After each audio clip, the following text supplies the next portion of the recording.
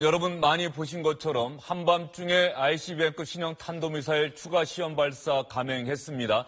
미국 뉴욕까지 사정권에 든다는 점 전 세계에 과시했습니다. 한미 정부는 이런 북한의 계속되는 도발에 맞서기 위해서 연합해서 탄도미사일 발사 훈련 실시했고요. 이른바 죽음의 백조라고 불리는 미국의 B-1B 랜서 폭격기 2대 어제 또다시 한반도 상공으로 전개했습니다. B-1B 2대 우리 공군의 F-15K 전투기 넉 대와 편대를 이뤄서 작전을 벌였습니다.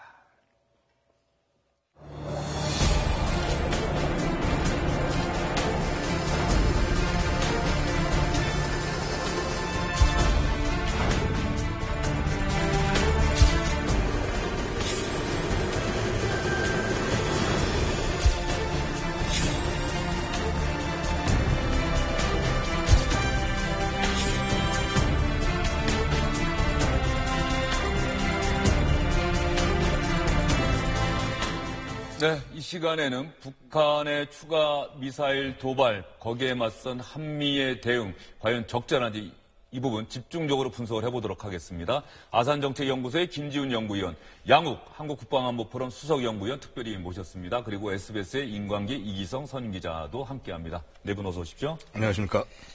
먼저 임광기 기자, 조금 전에 설명드렸습니다만 B-1B 2대 한반도 상공에 또다시 전개했다. 어떤 의미일까요? 일단 백조 그러면 굉장히 좋은 의미인데 거기에 죽음이 붙어가지고 아주 무서운 무기인데요. 지금 처음 온 건 아니죠. 일단 이번에 온 거는 북한에서 미사일을 발사한 지 30시간 만에 왔습니다. 미군 공군 기지인 괌에 있죠. 앤더슨 공군 기지에서 출격을 해가지고 먼저 일본 상공에서 자위대와 함께 훈련을 했고요. 제주 남쪽 해상을 통해서 지금 화면에 나오는 대로 남쪽 해상을 통해서 동해로 갔다가 지금 북에서 가장 가까운 서해 덕적도 상공으로 빠져나가면서 한반도에서의 무력 시위는 끝마쳤습니다. 북한에서 화성 14호 2차 발사한 지 30시간 만이고요. 우리 군 관계자는 이거에 대해서 북한의 도발에 대응해서 한미연합군이 계획을 세워서 가장 빨리 출격한 것이다 이렇게 얘기를 했습니다. B-1B는 지난 5월 29일에 북한이 탄도미사일을 발사한 지 5시간 뒤에 동해에 출현했었고요. 지난 8일, 7월 8일 날 북한이 화성 14형 1차 발사를 했을 때 나흘 만에 2대가 출동을 해서 당시에는 2,000파운드급 레이저 통합 직격탄을 강원도 필승 사격장에서 상공에서 투하를 했죠. 그래서 북한 핵심 시설을 정밀 타격하는 실험을 했는데 실사격 훈련은 한반도에서 처음 있었던 일이었습니다. 예. 그런데 말이죠. B-1B 폭격기가 우리나라 상공에 나타나는 것은 북한의 이런 도발이 있을 때마다 거기에 대한 대응 차에서 나타나는 거 아닙니까? 그런데 처음에는 북한의 김정일 또 지금의 김정은이 정말 가장 무서워하는 폭격기다라고 해서 나타날 때마다 상당한 그 압박 효과가 있다라고 하는 것이 일반적인 정설이었는데 이제는 이거 나타나도 북한이 계속 도발하니까 별 효과 없는 거 아니냐 또 이런 반대 의견도 지금 많이 나오고 있어요. 예, 플라시보 효과라는 게 있겠죠. 계속적으로 정말 타격을 하지 않고 계속 왔다가 하면 저거 안 때리겠구나라고 상대방도 불감증이 걸릴 수 있는 측면이 분명히 있습니다. 근데 한 가지 확실한 건 이겁니다. 그러니까 일단은 북한이란 나라의 안보 위협이 무엇이겠느냐, 안보 중점이. 대한민국은 대한민국 국민을 지키는 거겠죠. 근데 북한은 결국은 왕을 지키는 것이 가장 안보의 핵심이 될 겁니다. 김정은 일가. 예, 맞습니다. 그래서 왕을 죽일 수 있는 그러한 시스템이라고 한다면 당연히 위협이라고 볼 수 있고요. 어쨌거나 북한이 티를 안 내고 있긴 하지만은 결국 B-1B가 나타날 때마다 긴장을 해야 되는 것은 사실일 겁니다. 근데 말씀하셨다시피 북한이 이제 ICBM 능력까지 보유하게 되는 이런 마당에 과연 이게 어느 정도의 능력이 있겠느냐. 그 다음에 또 아까 지금 우리 군 관계자가 얘기했다고 얘기하지만은 북한 도발에 대응해서 한미연합군 계획을 세워 가장 빨리 출격했다. 30시간 만이 가장 빠르다고 한다면은 대한민국 지킬 수 있겠냐. 이런 질문이 나올 수밖에 없는 상황이거든요. 밤에서 날아와야 되는 거예요. 밤에서 날아와야 되다 보니까 사실은 더 빨리 날아올 수도 있었을 겁니다. 근데 아마 이제 이런 폭격기 같은 것들은 보통 훈련 기간이라든가 이런 것들이 있기 때문에 그것을 맞추느라고 그 조절을 하느라고 좀 늦을 수 있었는데 이러다 보니 자꾸 우리 정부에서 얘기하는 것은 이제 이런 전략 자산 필요할 때마다 왔다 갔다 하는 것이 아니라 좀 전진 배치시켜놓고 언제나 상시 배치를 시켜달라라는 얘기가 나오게 되는 것도 사실은 이런 이유 때문인 것이죠. 그래서 정말 중요한 것은 그렇습니다. 우리가 원하는 시기에 B-1B 혹은 이거에 해당하는 전략 자산이 있을 수 있겠느냐라는 점이 핵심이라고 볼 수 있고요. 예. 사실 여기서 우리는 과거에 한 그 역사적 사례에서 하나 배울 수 있는 게 있을 겁니다. 그 이제 도끼만행 사건 이후에 미국이 굉장히 격화되지 않았습니까? 1974년 8월 네, 맞습니다. 18일. 그래서 그때 뭐 거의 무슨 그 뭐라고 그럴까 대규모 군사작전을 통해 가지고 해서 북한을 초토화시키겠다고 하니까 김일성이 나서서 유감 표명을 하는 정도로 그 정도로 됐는데 그 이후에 미국이 어떤 일을 했냐면요. 우리 그 해군 기지에 SLBM 그러니까 잠수함 발사 탄도미사일을 쏘는 전략 원자력 잠수함을 전개시켰습니다. 한 3년 정도인가 4년 정도 동안 전개시킨 사례가 70년대예요. 있습니다. 70년대 말에. 그래서 그런 사례가 있기 때문에 이런 것들도 한번 우리가 검토해 보면서 만약에 정말 그런 어떤 미국 전략 자산이 필요하다고 한다면은 한시적으로 그러니까 어쨌거나 대한민국 비핵화하기로 했고 바로 그 논거하에서 북한을 압박하고 있는 거니까 북한이 핵을 내놓지 않는다면 한시적으로나마 이런 압박을 가할 수밖에 없다. 결국은 뭔가 서로 교환하려면 카드가 있어야 되는데 북한은 핵이라는 카드를 만들었음에도 불구하고 핵에다가 이제 ICBM까지. ICBM 카드 이런 거 만들었는데 우리는 아무 카드도 안 만들고 있다. 라고 한다면은 지금 새 정부가 추구하는 우리 스스로 지키는 국방이 가능하겠느냐 이런 차원에서 조금 좀 전향적 검토가 필요하지 않겠나 싶습니다. 네, 양욱 의원. B-1B 그렇게 무서운 폭격기예요? 진짜로? 그렇습니다. 그거는 맞습니다. 뭐냐면 이제 근데 한 가지 우리가 보통 이제 오해를 하는 것이 B-1B는 원래 전략 폭격기, 그러니까 핵을 투하하기 위한 폭격기로 만들어진 건 맞는데 냉전이 끝나면서 미국과 러시아 간의 전략 감축 협정에 의해서 B-1B는 핵폭탄 기능을 탑재하지 않기로 했습니다. 그래서 이제 B-52가 그 핵폭탄 기능, 그다음에 B-2가 그 기능을 가지고 있고요. 다만 B-52가 퇴역을 하고 나면은 B-1B에 핵을 운용하겠다라는 계획을 유보하고 있는 겁니다. 그래서 B-1이 날라온다고 그래서 어떤 핵무기가 대한민국에 온다. 이거라고 곧바로 연결 지을 수는 없습니다만은 어쨌거나 그럼에도 불구하고 미국의 주력 폭격기고 저쪽 작아 보이는 날렵해 보이는 기체에 무려 34톤의 폭탄이 한 대 들어갑니다. 최대는 외부까지 폭탄을 장착하면 56톤까지 되고요. 그럼 저거 두 대가 예를 들어서 온다. 현대 지금 2대 왔지 않습니까? 그러면 최대 100톤 이상의 폭탄을 달고 오고 그것이 전부 정밀 타격이 가능하다라는 점에서 정말 마음만 먹으면 평양을 좀 쑥대밭을 만들고 싶다 하면 만들 수도 있을 겁니다. 초등학생, 듣는 초등학생들이 또 어떻게 생각할지 모르겠는데 초등학생 수준의 질문일지 모르겠습니다만 B-1B가 평양까지 상공으로 날아가서 폭격을 감행한다. 그때까지 북한 전투기들은 저 B-1B 상대 못합니까?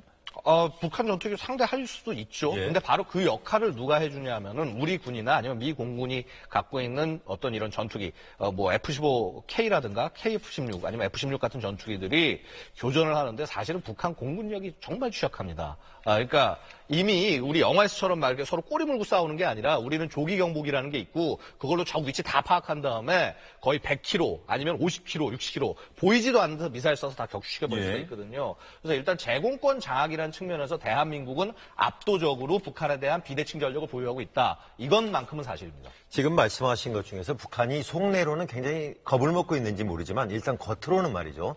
지난 7월 8일 날 2대가 와서 가고 나서 북한 외무성이 바로 성명을 낸 걸 보면은 보십시오. 핵미사일로 미국의 버릇을 고치겠다고 그랬어요. 그러니까 하나도 겁 안 먹는다는 겁니다. 그러니까 우리가 지금 와서 연습하고 이렇게 무력 시위하고 돌아가는 거에 대해서 북한은 지금 분명히 우리를 정밀 타격하지는 않을 것이라는 어떤 강한 믿음이 있는 것 같아요. 예, 그리고 또 동시에 B-1B가 왔다 갈 때마다 또 반응한다는 것은 역으로 북한이 B-1B가 날아오는 걸 의식하고 있다 또 이렇게도 받아들일 수 있을 것 같아요. 글쎄 또 그렇게 해석하면 또 그렇겠죠. 예, 알겠습니다. 이번에는 이제 김지훈 박사께 질문을 많이 준비를 했는데요. 일단 우리 정부의 대응은 이미 북한이 ICBM급 신형 탄도미사일 추가 발사한 다음에 다 알려졌습니다. 그러면 미국이 상당히 이번 추가 시험 발사에는 더 적극적으로 더 강경하게 나오는 것 같습니다. 미국 정부의 의중은 과연 무엇인지 먼저 펜스 미국 부통령의 이야기 한번 들어보실까요? Well, all options are on the table. The President has made that clear, had me make that clear when I visited South Korea earlier this year. The continued provocations by the rogue regime in North Korea are unacceptable. And the United States of America is going to continue to marshal the support of nations across the region and across the world to further isolate North Korea economically and diplomatically. But the era of strategic patience is over. The President of the United States is leading a coalition of nations to bring pressure to bear until that time that North Korea will permanently abandon its nuclear and ballistic missile program. 모든 옵션이 테이블 위에 있다라고 하는 이야기 여러 차례 들었는데 자꾸 군사적 공격 옵션이 생각이 나는데 어떻게 보십니까? 굉장히 조금 뭐랄까 좀 짜증이 좀 많이 난 것 같고요. 미국 입장에서는. 그리고 조금은 당황한 것도 같아요. 이렇게 빠른 속도로 진행이 될 거라고 생각은 못했던 것 같고요. 일단은 24일 만에 다시 재개를 한 거고, 예. 그리고 이제 사실 뭐 고도라든지 여러 가지 면에서 지난번보다 훨씬 나아졌단 말이에요. 그래서 그런 부분에서 약간 좀 당황한 부분도 있는 것 같고, 그렇지만 지금 펜스 부통령 얘기를 들어보면은 특별히 달라진 게 없어요. 뭐 그 모든 옵션은 뭐 테이블 위에 있다. 이건 예전부터 해왔던 얘기고, 오바마 행정부에서 했던 얘기고, 그리고 전략적 인내는 끝났다. 뭐 지금 트럼프 정부 들어와서 계속 했던 얘기거든요. 제가 보기에는 사실은 미국 행정부 측에서 봤을 때 뭐 국무부나 국방부나 굉장히 조금 자리를 잡기에 시간이 조금 오래 걸렸었고, 지금 국무부는 아직도 조금 약간 좀 잘 안 굴러가고 있다는 얘기가 나오고 있는 입장에서 북한에 대한 어떤 정책이 명확하게 마련이 좀 안 된 게 아닌가. 그래서 지금 상당히 좀 당황하고 있는 모습이 아닌가라는 생각이 그런 의심을 좀 떨쳐버릴 수가 없습니다. 그런데 이번에 미국 언론들의 반응을 보면 이제 미국 뉴욕 동부까지 사정거리 안에 들어가 있는 건 분명해 보인다라고 해서 상당히 크게 보도를 했단 그렇죠. 말이에요. 이거는 이전과는 상황이 완전히 달라진 것 아니에요. 그래서 이른바 게임 체인지 그렇죠. 이런 얘기가 나온 거 아니겠어요, 지금? 그래서 이제 게임 체인지라는 얘기가 나오는 게 이게 미국의 사정거리 안에 들어가게 되면은 지금까지 우리나라는 일본도 마찬가지고요. 미국의 핵 억지력 하에 있었어요. 그러니까 북한이 만약에 일본이나 한국을 핵을 가지고 공격을 한다면 미국 측에서 대응을 해줄 수 있다라는 그 억지가 있는데 지금 이제 만약에 미국 측에서 어떤 대응을 한다 그러면 그게 이제 북한에서도 미국 측에 대응을 할 수가 있다는 얘기가 되죠. 그럼 미국이 과연 그런 억지력을 행사해 줄 것인가라는 어떤 의심이 생길 수도 있는 것이죠. 한국이나 일본 측면에서는.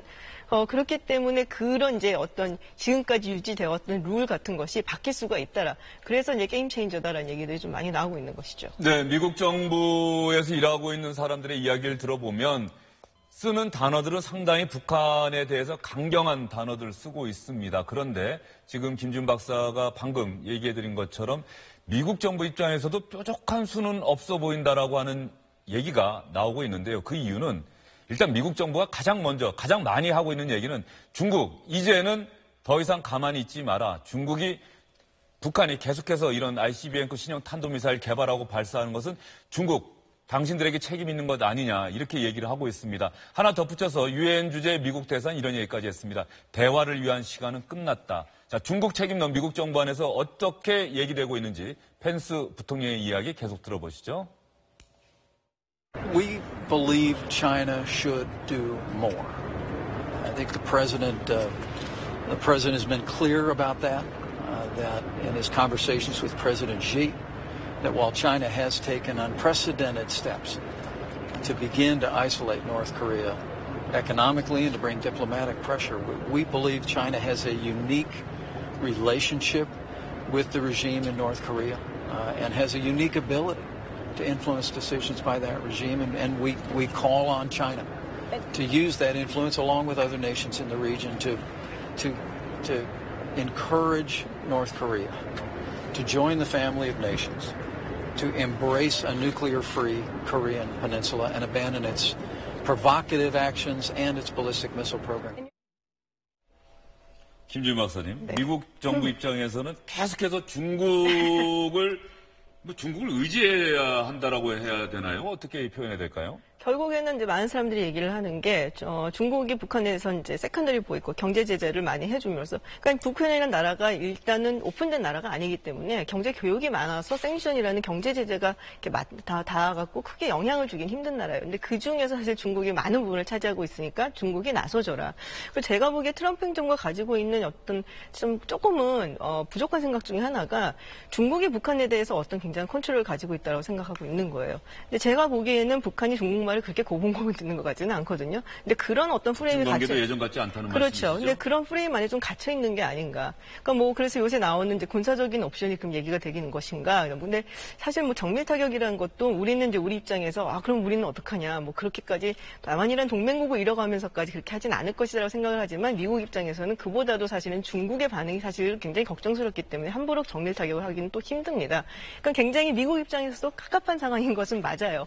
그렇기 때문에 지금 지금 협상 테이블로 어떻게든 북한을 끌고 나와야 되는 게 아니냐라는 이야기들이 많이 나오고 있는 겁니다. 예, 트럼프 미국 대통령은 평소 트위터를 통해서 자신의 정치적 견해를 미국 국민들에게 전 세계에 알리고 있는데 이 중국에 대해서 한 트윗 여러분께 그 내용 전해드릴게요. 중국에 한 해 몇백조 원의 무역이익을 안겨줬는데도 저거 검증 필요한 대목입니다. 몇백조 원이라고 하는 것도 트럼프 미국 대통령이 늘 쓰는 과장법인 것 같고요. 중국은 북한에 아무것도 하지 않아서 매우 실망스럽다. 하나 더 있죠. 더는 이런 상황이 지속하지 않게 할 것이다 라고 얘기를 했는데 이기성 기자가 베이징 특파원도 하셨는데 중국은 미국 정부가 이렇게 계속 하는데도 왜 북한에 대해서 더 강한 압박을 하지 않을까요? 여전히 혈맹이기 때문에 그럴까요? 글쎄요, 아까 김지훈 박사도 말씀하셨지만은 이게 김정일 때 후반 때부터 말이죠. 중국하고 북한은 혈맹이라는 그런 어떤 지위가 점차 약해졌습니다. 그리고 김정은 때 들어서는 완전히 이제 그게 없어졌고요. 그리고 또 하나는 중국이 이제 지정학적으로 본다면은 미국하고 그냥 딱 붙어서 프론트 라인을 형성하고 싶지 않은 거죠. 북한이 있음으로 해서 완충지대가 있는 것을 이렇게 표현하면 좀 이상하겠습니다. 좀 즐긴다는 것도 있고요. 여러 가지 미국에 대한 레버리지가 북한을 통해서 될 수 있는 것이 아니겠습니까? 이번 같은 경우도 사드를 배치함으로써 중국이 갖고 있는 둥펑 그 ICBM 같은 걸 무력화시킬 수가 있거든요. 한반도에서. 그런 것들에 대한 그 방어를 할 수가 있기 때문에 아마 말로는 이제 북한에 대해서 잘못했다고 얘기를 많이 하지만은 적극적으로 인발하지 않는 것이 아닌가 조심스럽게 생각해봅니다. 지금 이기성 기자 얘기 듣다 보니까는 자 우리 정부도 미국도 일본도 북한 강력히 규탄하고 있고 이렇게 도발하지 말라. 그리고 문재인 대통령은 이제는 더 이상 우리가 참을 수가 없다. 자, 사드 추가 배치 마무리해라. 환경영향평가는 영향평가대로 하되 빨리 추가 배치해라. 이렇게 얘기를 했더니 중국은 북한의 ICBM급 탄도미사일에 대해서는 발사에 대해서는 얘기하지 않고 그냥 반대한다 정도 얘기하고 그렇죠. 예. 우리 사드 추가 배치에 대해서는 강력히 반대한다라고 사드 문제에다 초점을 더 맞추는 그렇죠. 중국 정부. 검상 외교부 대변인 좀 이름이 특이해서 많은 사람이 알겠지만 이거 이제 발표를 했어요. 내용에 대해서. 아까 말씀하신 대로 양비론적인 시각으로 접근했습니다. 일단은. 그래서 북한에 대해서도 아까 말씀하신 대로 유엔 안보리 제재 왜 그걸 갖다가 어기고 하느냐 반대한다 이렇게 얘기했지만은 사드에 대해서는 좀 더 강력한 저기 보시면은 엄중 우려한다. 결연히 반대한다. 관련 장비를 철수할 것을 촉구한다. 이렇게 강도 높은 표현을 썼습니다. 그리고 항상 등장하는 것이 또 환구시보라고 또 신문이 하나 있지 않습니까? 그것도 비슷하게 양비론적으로 갔는데 아까 그 트위터에서 트럼프 대통령이 얘기했던 중국이 말만 하고 아무것도 하지 않는다에 대해서 한마디 했어요. 우리가 북한에 대해서 할 게 별로 없다. 여러분이 생각한 것처럼 북한에 대한 우리 이거 장악력이 있는 것이 아니다. 이렇게 또 고백 비슷한 걸 했습니다. 없을까요? 중국이? 아니 근데 여기서 우리가 한 가지 얘기할게요. 그럴 거면 여태까지 육자회담 하자고 이렇게 이 상황을 묶어놓은 게 누굽니까? 중국 아니겠습니까? 중국이죠. 그다음에 우리가 늘상 잃어버리고 있는 게요. 6.25를 한번 돌이켜보면은요. 6.25는 중국 입장에서는 미국을 상대로 해서 대리 전쟁을 한반도에서 펼쳐본 겁니다. 우리나라 들어오지 말라고. 그러니까 그런 전략적 기조가 순식간에 바뀔 수 있는 것이 아닙니다. 아무리 뭐 한국하고 편하고 어쩌고 관계가 좋아지고 상관없이 결국은 중국이란 나라는 소위 말해서 패권 국가로서의 길을 가고 있기 때문에 패권 국가의 가장 특성은 겁니다. 눈에 걸리는 것 대상은 전부 밟아야지 되는 것이 패권국의 특성일 수밖에 없습니다. 밟아버리든지 제거하든지. 네, 맞습니다. 그래서 그런 맥락 하에서 우리가 좀 주의를 해야 된다. 그래서 중국 역할론에 너무 기대는 것. 그 다음에 혹시라도 우리 문제를 누구 다른 사람이 해결해 줄 거라고 생각하는 것. 미국도 마찬가지입니다. 솔직히 미국이 과연 이 문제를 해결해 줄 수 있을까요? 만약에 북한에 기름이 많고 뭔가 많은 이권이 있다고 한다면은 여러 국가들이 달라질 수 있겠지만은 그렇지 않다는 것이 결국 우리 이 한반도 상황 비극의 문제 아니겠습니까? 그런데요, 여기서 또 하나 의문이 생기는 대목이 미국이나 우리 언론, 일본 언론은 다 이번에 북한이 추가 발사한 ICBM급 신형 탄도미사일 사거리 1000km 이상이어서 미국 동부까지 다 간다. 근데 러시아는 다 모든 세계가 그렇게 알고 있는데 아니다, 이거는 중거리 탄도미사일이다라고 얘기하면서 유엔이 나서서 제재할 필요가 없다 이렇게 나서는 건 그냥 억지인가요? 뭔가요? 새로운 플레이어로 지금 잠깐 등장을 하고 있는 셈이죠. 어떻게 보면은 지금 미국하고 항상 지금 굉장한 대립각을 세우고 있기 때문에 그런 부분에서도 좀 감안을 해봐야 되지 않을까 러시아 싶기도 하고. 스캔들이 또 러시아 정부를 자극했을까요? 러시아 스캔들보다 얼마 전에 상원을 통과했었죠. 러시아하고 이제 북한하고 이란까지 들어간 경제 제재 부분, 그 부분에 대해서 이제 합동으로 들어갔는데 이게 원래 러시아 부분은 6월에 이미 준비가 되어 있었어요. 그래서 이걸 같이 하느냐 마느냐고 뭐 왈가왈부하다 결국에 같이 들어갔고 아주 압도적인 차이로 찬성으로 넘어갔습니다. 그래서 그것에 대해서 굉장히 강력하게 불만을 표현을 했고 그리고 오늘 제가 들은 뉴스로는 푸틴 대통령이 러시아에 있는 이제 미국 주재 대사관이라는 외교관들 그렇죠. 이게 1,200명이 와 있다. 근데 원래는 한 500명 정도밖에 안 되니까 이제 나머지 다 내보내겠다는 이야기를 했습니다. 굉장히 뭐 강하게 극한으로 대립을 하고 있는 상황입니다. 예, 상당히 우리는 북한의 ICBM급 신형 탄도미사일 추가 시험 발사에 초점을 맞추고 있는데 이렇게 국제 정세는 가만히 들여다보면 또 우리가 모르는 미국과 러시아, 미국과 중국만의 또 문제가 있는 것 같습니다. 그런데 어쨌든 간에 미국 입장에서는 중국 정부를 향해서 북한이 더 이상 이런 도발 행위 하지 못하도록 중국 당신들이 책임을 다해야 되는 것 아니냐. 우리도 가만히 있지 않겠다. 뭐 중국에 대한 무역 보복 가능성까지 트럼프 대통령이 암시하기도 했는데요. 중국은 전혀 신경 쓰지 않는 듯한 분위기입니다. 오늘이 중국 군이 창립된 지 90년이 되는 날이라고 합니다. 건군 90주년 맞아서 최신 무기 선보이는 열병식 진행했다고 하는데 대단히 장관이었다고 하네요. 全军将士们，你们要坚定不移。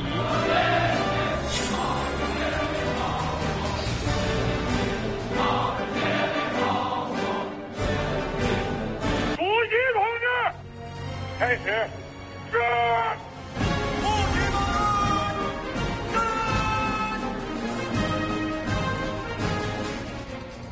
同志们好。同志们辛苦了。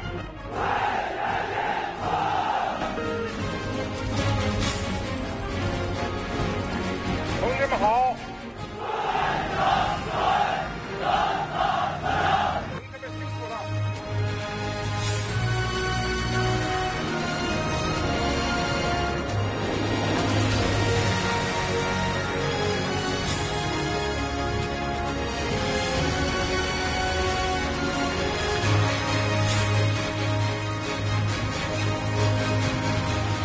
我们的英雄军队有信心、有能力打败一切来犯之敌。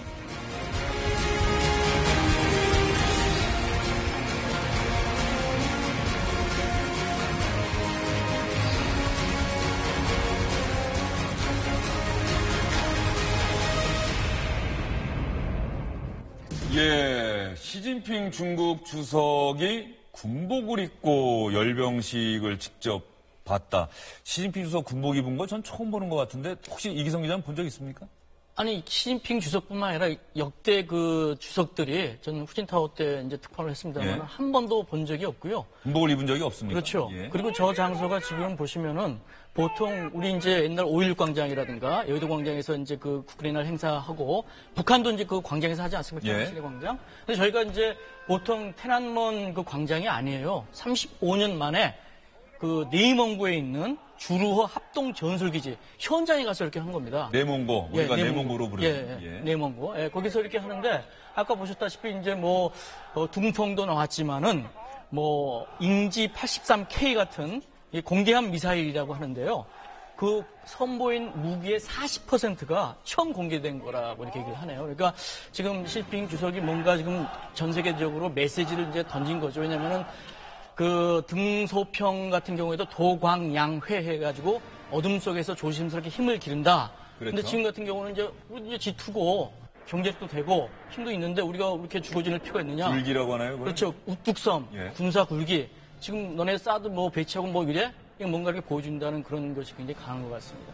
저는 지금 북한이 ICBM 발사해서 예. 미국과 우리 전 세계가 상당히 긴장하고 예. 또 북한에 대한 압박의 수위를 높이고 있는데 물론 중국은 ICBM을 보유한 지가 오래되긴 했습니다만 네, 이번 열병식에 ICBM 또 공개한 게 예. 뭐라 그럴까 우연의 일치라고 봐야 할까요? 눈길이 좀 가네요. 결국은 이렇게 그 실제 군복까지 입고 국가 주석이 나오고 그 다음에 그 과정에 이 핵 무기까지 들고 나와서 보여준다라고 하는 것은 이 결국 우리 이 동북아 지역 자체가 핵 무기의 경쟁장이 되어 있다.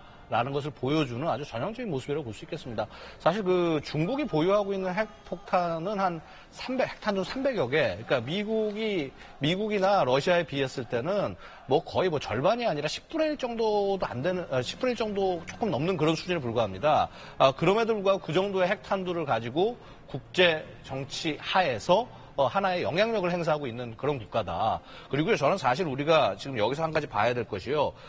북한이 핵을 개발한다면서 국제 핵 체제, 핵 레짐의 일종의 또 구멍이 하나 뚫리게 되는 것인데 이 구멍이 뚫릴 때 중국과 러시아가 결국은 이것을 방관하는 형식이 되어버린 겁니다. 이 부분에 대해서 왜 국제적 여론이 생기지 않는 것인지, 사실은 그런 여론을 누군가는 주도했어야 하는 것이 아닌지, 그리고 과연 지금 이 유엔을 통한 평화 체제가 정말 제대로 되는 것인지, 이 부분에 대해서 진지하게 전 세계를 향해서 지금 우리 정부가 좀 얘기를 해야 되는 것이 아니겠느냐. 지금 양욱 의원 이야기 듣다 보면 이런 궁금증이 생겨요. 사실은 전통적인 그 대결구도, 대립구도가 한미일 대 북중로 아니었습니까? 그렇죠. 육자회담 때도 마찬가지였고요. 그런데 그런 것들이 어쨌든 전략적 인내 정책, 오바마 행정부 들어서는 조금 달라질 수도 있다. 미국이 상당히 중국을 끌어들이기 위해서 애를 많이 썼고, 우리도 균형 외교하면서 중국에 대해서 신경을 많이 썼는데, 결과적으로는 다시 한미일 대 북중로 구도로 회귀하는 이 느낌. 이 상황에서 북한 핵 문제 해결은 더욱 어려워지는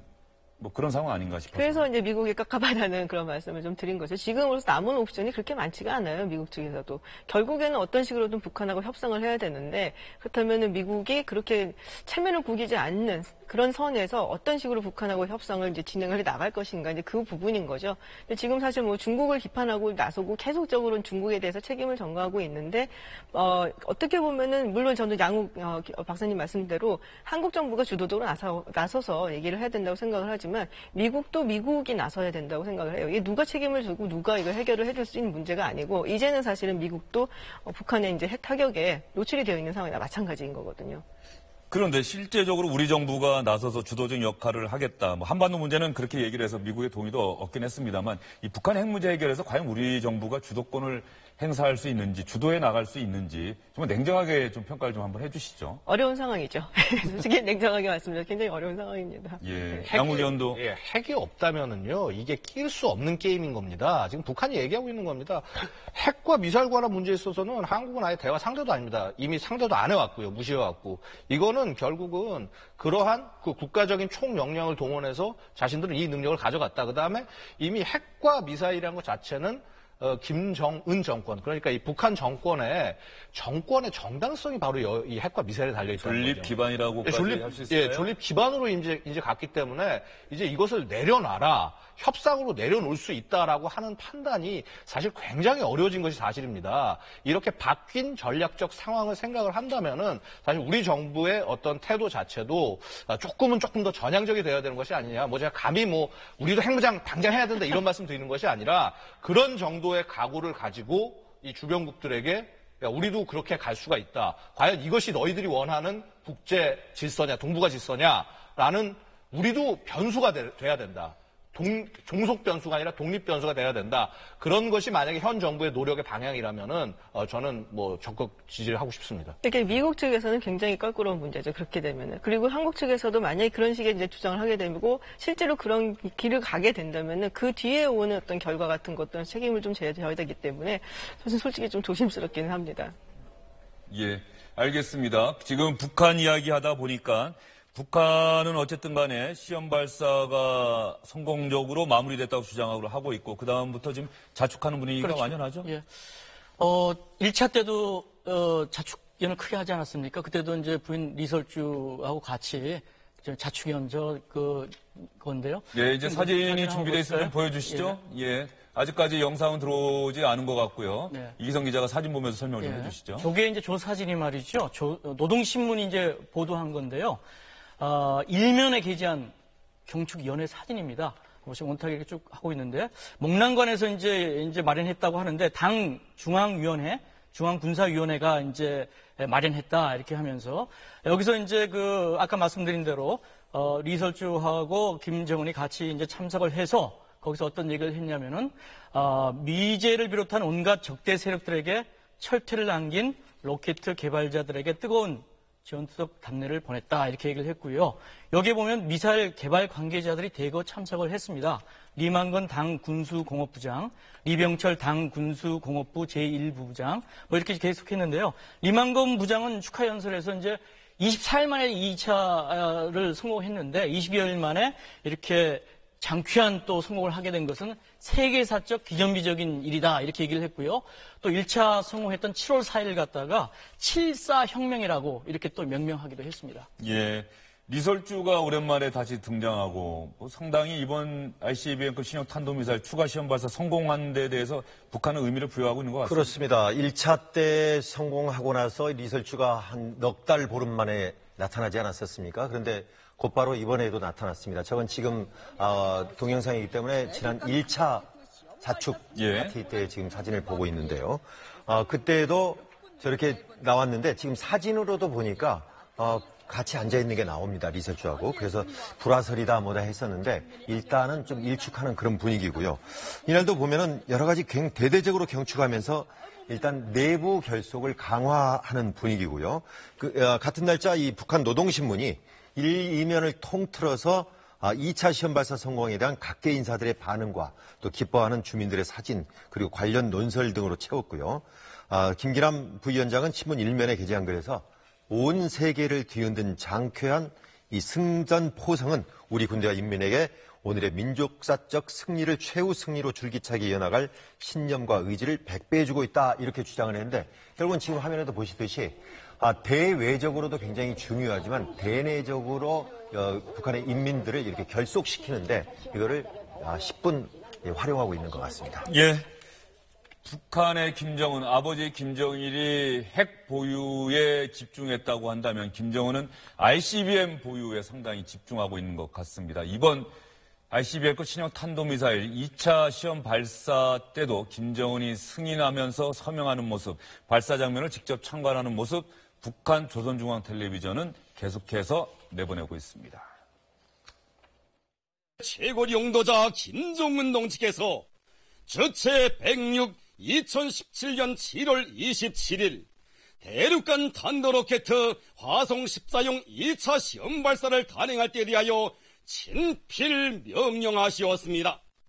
경의하는 최고領導者 동지께서 발사 명령을 내리시자 영웅조선의 무진막강한 힘을 재운 대륙간 탄도로켓 화성 14형이 대지를 박차고 장쾌한 불줄기로 어둠의 장막을 밀어내며 우주 만리로 단숨에 솟구쳐 올랐습니다.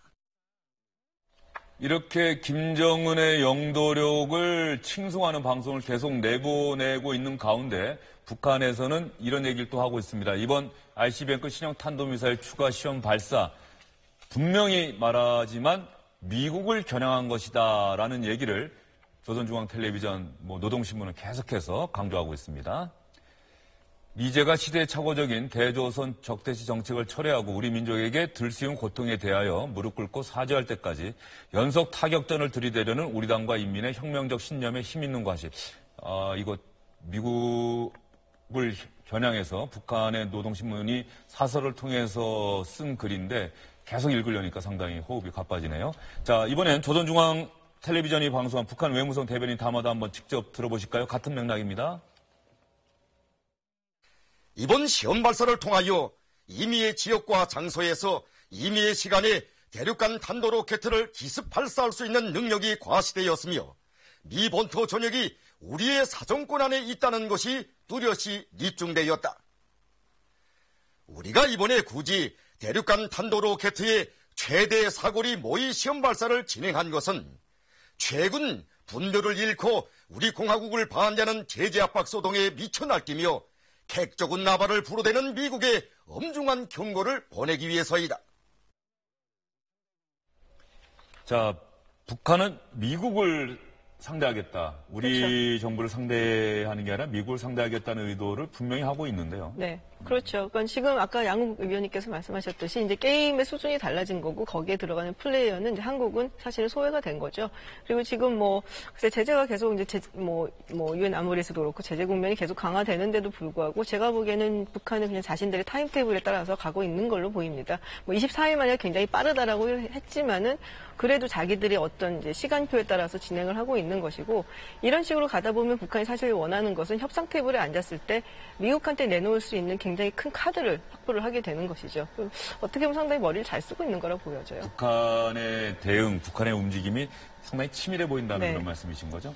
그러면 이번에 북한이 발사한 ICBM급 신형 탄도미사일 화성 14형이라고 부르는데 관련한 궁금증 짧게 질문을 드릴 테니까 짧게 대답을 해주세요. 이미 이틀이나 지났기 때문에 많은 분들이 들으셨을 텐데. 일단 24일 만에 북한의 화성 14형의 사거리가 저렇게 비약적으로 늘어날 수 있는 건가요? 안 되죠. 어떻게? 그러니까 이미 보유하고 있었다는 얘기입니까? 그러니까 뭐냐면 이럽니다. 처음에 7월 4일 발사했을 때 북한이 한 워딩을 보면요. 대형 중량 핵탄두를 장착했다고 얘기를 합니다. 근데 이번에는 그 얘기는 안 들어갔어요. 그 말은 뭐냐 하면 처음에 발사 때는 페이로드, 그러니까 탑재 중량을 최대로 해서 쏘다 보니까 무겁다 보니까 멀리 못 날아간 것이고요. 이번에는 상대적으로 좀 가벼운 탄두를 넣지 않았겠냐. 그래서 앞전에 한 1톤 정도를 넣었다면은 이번에는 750이나 650 이런 정도 그 중량의 탄두를 넣고 쏘고 가벼워지다 보니까 먼 거리를 나갈 수 있고요. 그 다음에 처음 발사 때 욕심을 보통 안 내지 않습니까? 성공하는 게 일단 우선이니까. 그래서 최대 사거리를 다 쓰지 않았지만은 두 번째 발사 때는 최대 사거리를 다 쓴 것이다. 이 두 가지가 합쳐지니까 결국 처음에 한 7천에서 8천 정도로 예상되는 사거리가 결국 뚜껑 열어봤더니 10,000에서 11,000km가 되더라라게 되는 것 같습니다. 예. 그리고 또 하나 10,000km 사거리가 넘어가다 보니까는 미국 동부 워싱턴 DC, 뉴욕 다 사거리 안에 들어갔어요. 그러면 미국 입장에서도 신경을 쓸 수밖에 없을 정도로 북한의 ICBM 기술 인정할 수밖에 없는 건가요? 근데요, 사실은 ICBM 기술로 치면은 북한이 이제 막, 걸음걸이 시작한 거예요. 걸음마 단계입니다. 예를 들어서 중국이나 러시아가 보유한, 그런 미사일, 특히 러시아가 보유한 미사일 같은 경우는 지금 굉장히 다탄두 기술을 통해서 이제 미사일 요격을 피해갈 수 있고 여러 가지 능력을 키워나가는데 북한은 아직 그 단계까지 가기는 좀 거리가 있습니다. 그래서 현재 수준은 솔직히 미국이 보유하고 있는 굉장히 초보적인 미사일 방어로도 어느 정도는 대응이 가능한 수준이라고 볼 수 있습니다. 결국은 근데 이제 이것도 지금 당장 만들었다고 그래서 실전 배치를 쫙 할 수 있는 게 아니라 미사일만 있다고 되는 게 아니지 않습니까? 부대 편제, 그다음에 지휘 통제 체계, 그다음에 우리 예를 들어서 영화 같은 데 보면은 혹은 뉴스 보면은 미 대통령 가면 옆에 누가 검은 가방 들고 가지 않습니까? 누클리어 풋보이라고 그래서 그런 식의 어떤 그 전반적으로 어떻게 운용해 나갈지에 대한 이런 부분들을 북한도 갖춰 나가야 될 거다. 물론 준비는 해오고 있겠지만 실물이 이제 어느 정도 만들어지고 있으니까 이런 것들을 감안했을 때 한 내년 정도의 실전 배치가 가능할 거다라고 얘기하는 것도 사실 그런 이유 때문이 아닌가 싶습니다. 또 하나, 이번에 북한이 중국에 인접한 지역에서 이번 탄도미사일을 발사했다. 알고 봤더니 7월 4일 발사한 장소도 비슷해요. 압록강에서 얼마 안 떨어진. 그 일부러 그렇게 한 거라고 봐야 됩니까? 일부러 그렇게 한 겁니다. 왜냐하면 북한이 지금 현재 그 ICBM 기지로 4개소 정도를 개발하는 것으로 알려지고 있습니다. 51기지, 52기지부터 54기지까지 이렇게 있는데 특히 그 기지 중에 2개가 자강도에 있고 특히 그 중에서 발사한 전청군에 있는 것이 52기지라는 것이 있는데 아마도 그 기지 인근에서 발사한 것이 아닌가 추정이 되고 있습니다. 즉 뭐냐면 또 야간에 쐈고요. 결국 뭐냐면 실제 ICBM을 쏠 장소에서 발사를 해본 것이다. 그래서 어느 때보다 더 실전적 발사다. 실제 쏠 때서 야간에. 바로 이런 것이 전달하고자 하는 또 다른 메시지가 아닌가 생각이 됩니다. 그리고 이기성 기자, 일본 NHK가 보도한 바에 따르면 이번 탄도미사일의 발사체로 보이는 추정되는 그런 물체가 이렇게 낙하하는 장면을 NHK 카메라가 포착했다고 그랬죠? 그게 지금 시간별로 보면 말이에요. 시간상으로 화면에 나오고 있습니다. 저게 NHK가 홋카이도 서쪽 해상에서 찍은 사진인데요. 이게 찍은 시각이 29일 새벽 0시 28분입니다. 북한이 이제 화성 14형을 한 게 전날 밤 11시 41분이니까 47분 만에 찍은 거거든요. 근데 그 시간이 북한이 얘기했던 그 나란 시간이 47분 12초라고 하지 않았습니까? 그러니까 그 시간하고 좀 맞아떨어져서 저게 그것이 아닐까라고 얘기를 하고 있지만 한미일 당국이 지금 정밀 조사하고 있기 때문에 어쩌면 오비 일학일 수도 있습니다. 그렇지만은 가능성은 굉장히 높다는 거죠. 아마 맞을 겁니다. 왜냐하면 이제 이게 이 나타난 장소가 일본의 그 홋카이도의 샤코탄 반도에서 200km 떨어진 곳에서 낙하됐습니다. 지금 대략 거리나 이거 떨어지는 모습, 그다음에 고도를 봤을 때는, 그다음에 저렇게 대기권에 재진입하고 난 다음에 북한이 이걸 일부러 터뜨렸습니다. 그런 부분까지 다 지금 잡혀 있는 걸 봐서는 아마도 거의 확실치 않을까라고 예상이 됩니다. 예, 그런데 저 성광을 보면서 양욱 위원 보시기에 예. ICBM에서 가장 중요한 게 대기권 재진입 기술이라면서요. 예. 이번에 성공한 걸로 보여집니까? 아니면 저게 성광에 불꽃이 보이는 걸로 봐서는 실패한 것 아니냐 이런 얘기도 있던데. 근데 그렇지는 않다고 생각이 됩니다. 원래 이렇게 고열이 들어오고 하는 것들은 육안으로도 관찰될 정도의 그런 움직임이 있고요. 그다음에 되려 중간에 터진 것이 실패한 게 아니냐라고 얘기가 나올 수 있는데 북한 스스로가 얘기하는 부분은 이 소위 이제 전투부라고 얘기합니다. 탄두를. 이 전투부를 자신들이 터뜨렸다. 대기권 재진입에 터뜨렸다고 얘기하고 있고 그 얘기에 바로 부합하는 것이 바로 저 영상입니다. 그런 면을 봤을 때 뭐냐면 결국 대기권 재진입에 들어올 때 고열과 압력과 진동을 이 탄두 안에서 이 껍데기 안에서 버틸 수 있냐의 문제인데 북한은 지난 1차 발사 때는 그 안에 내부 온도가 25도에서 45도씨로 유지가 됐다라고 얘기를 하고 있습니다. 근데 그걸 아무도 안 믿었습니다. 예를 들어서 특히 우리 정부는 더더욱더 안 믿었고요. 그러니까 굳이 2차 발사를 통해서 재진입 후에 터트려 보면서 제대로 기능하고 있다라는 것을 역설적으로 눈으로 시연하려고 한 부분이 아닌가 이런 추정도 가능하겠습니다.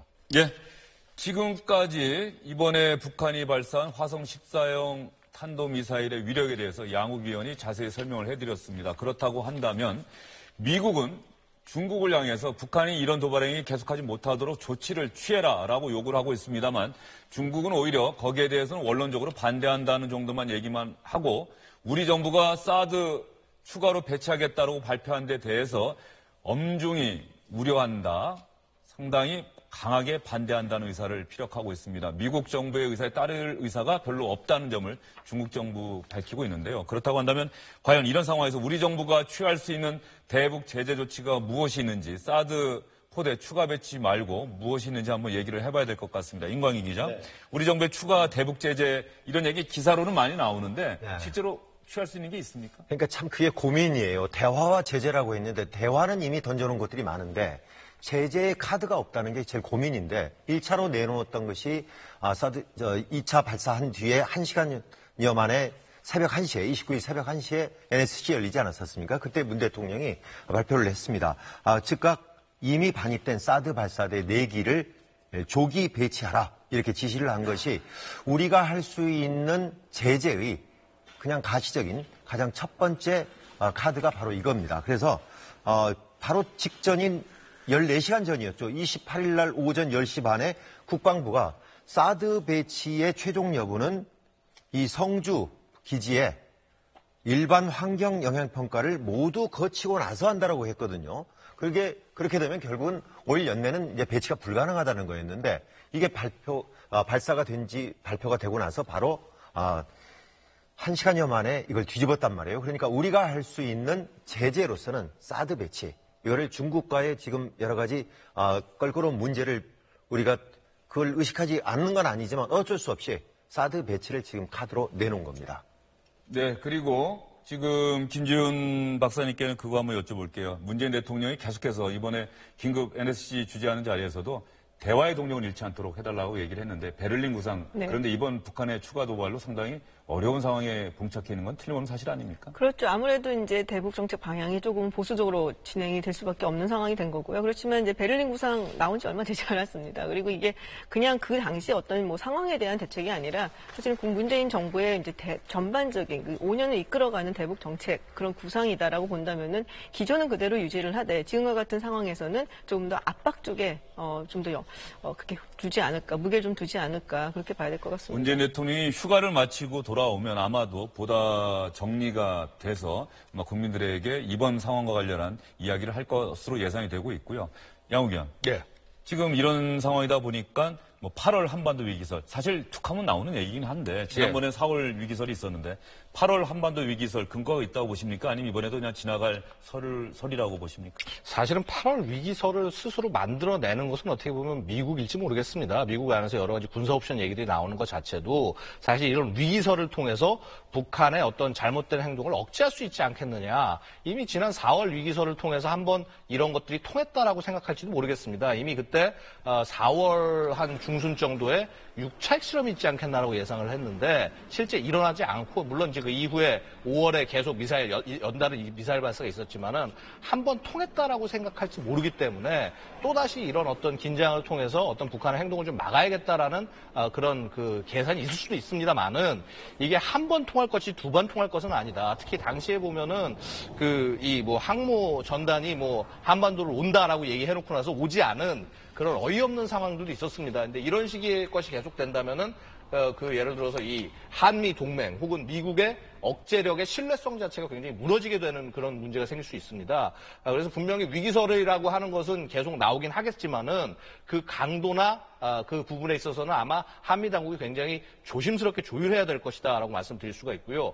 분명히 8월 정도에 북한이 또 다른 도발을 할 가능성은 분명히 상존하고 있습니다. 왜냐하면 지금 북한이 이러한 그 핵실험을 하고 미사일 발사하고 할 때 패턴을 보면은요.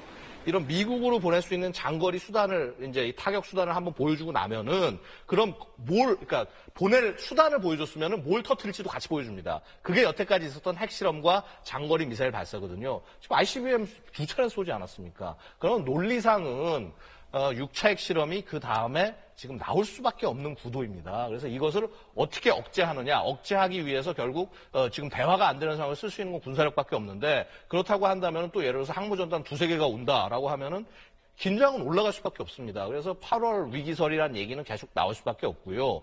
다만 한 가지는 위기설이 나온다는 것과 실제 전쟁은 차이가 있을 수가 있다. 왜냐하면은 아무리 미국이 북한에게 화가 나 있고 뭔가 어떤 트럼프 행정부가 힘들어서 돌파구가 필요하다고 하더라도 이 대한민국이란 나라 자체가 이미 미국의 경제와도 직결이 돼 있는 국가입니다. 만약에 삼성이 여기서 뭐 어떤 그 주가가 떨어진다 혹은 해체된다 하면 이건 전 세계 경제에 영향을 미치게 되는 겁니다. 그래서 이런 부분에 있을 때 미국도 함부로 행동할 수가 없다. 특히 국내에 있는 주한 그러니까 미국 관련된 주한미군뿐만 아니라 미국인이 한 20만이 넘고요. 그래서 이런 부분에서 전쟁 위선은 쉽지 않다고 말씀드리겠습니다. 네, 지금까지 북한의 추가 ICBM급 신형 탄도미사일 발사와 관련해서 미국 정부의 대응, 거기에 맞선 중국 정부의 대응, 북한의 속내, 화성 14형 탄도미사일의 위력, 그리고 계속해서 언론에 보도되고 있는 8월 한반도 위기설, 난관에 봉착한 문재인 대통령의 베를린 구상에 대해서 여러분께 자세히 전해드렸습니다.